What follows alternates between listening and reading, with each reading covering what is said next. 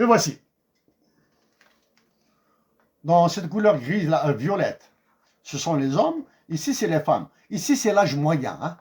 Hein. 0 ans, 3 ans, 7 ans, 12 ans, 17, 22. C'est par pas de 5. Hein.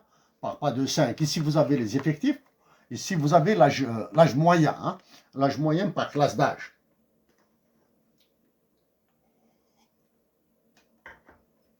Maintenant, nous allons les déplacer.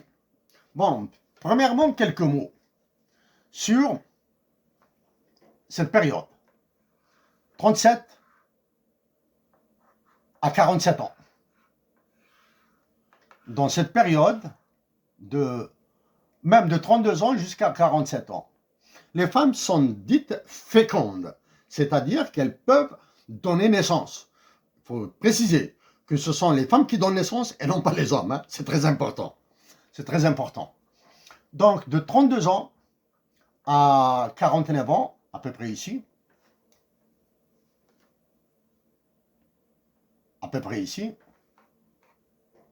la courbe des femmes est collée à la courbe des hommes.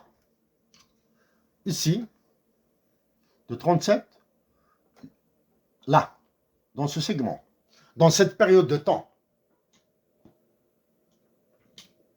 dans cette période de 32 ans jusqu'à 49 ans, le nombre de femmes et d'hommes est quasiment égal. Donc, les personnes qui sont déjà mariées sont mariées. Les personnes qui ne sont pas mariées à partir de l'âge de 30 ans auront des difficultés pour trouver un homme ou une femme. Parce que une bijection mathématique. Sous le poids des conditions sociales. Tradition. Le divorce est mal vu. Une femme qui a perdu sa virginité est mal vue. Tout ça. Le marché deviendra de plus en plus serré. Quand il devient de plus en plus serré, il deviendra de plus en plus... le marché de la nuptialité, on parle de marché. Hein. Le gâteau, le kahwa, le sang, je sais pas quoi là. Tout le tralala là. De la musique rail, tout ça, tout ça se paye. Hein. C'est un marché. Donc, actuellement en 2020, les personnes qui ont entre 32 ans et 49 ans auront une difficulté à se marier pour les personnes célibataires. Devient très, très tendu.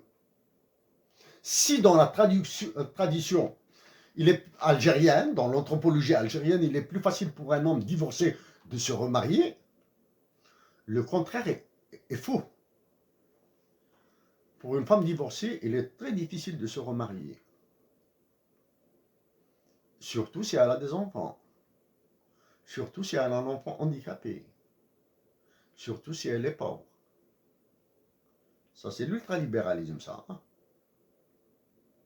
qui fait ça. À moins que il y a un homme fou dingue de cette femme divorcée qui n'attend que son divorce pour l'épouser. Son premier divorce, son deuxième divorce, son troisième divorce, son cinquième divorce, son 10e divorce. Il va l'attendre pour l'épouser. Ça, est-ce que c'est de l'amour fou? Non. It's the wise love. The wisest. C'est l'amour le plus sage. Mais ma condition que la femme se mette dans le crâne ça. Que se marier et divorcer, se remarier et se redivorcer, perdre son virginité, avoir un enfant, 2 enfants, même handicapé. Il faut qu'elle se dise qu'il y a toujours un homme qui m'attend. Voilà. Maintenant, nous allons revenir au plus jeune.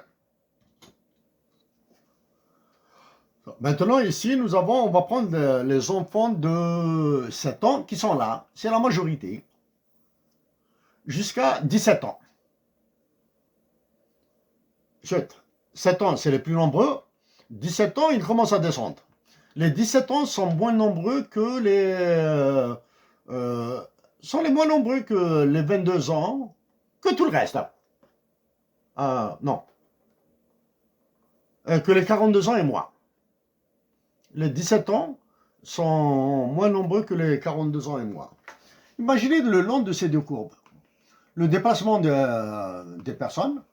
Les personnes vont, celles qui sont là vont partir là, celles qui sont là vont venir là, celles qui sont là vont partir dans le même état vers ici, sauf qu'ici, là, à partir de 72 ans, c'est vérifié, ce sont les femmes qui vivent plus longtemps que les hommes. Ici, chaque fois, ça va se serrer, ça va se serrer, ça va se serrer.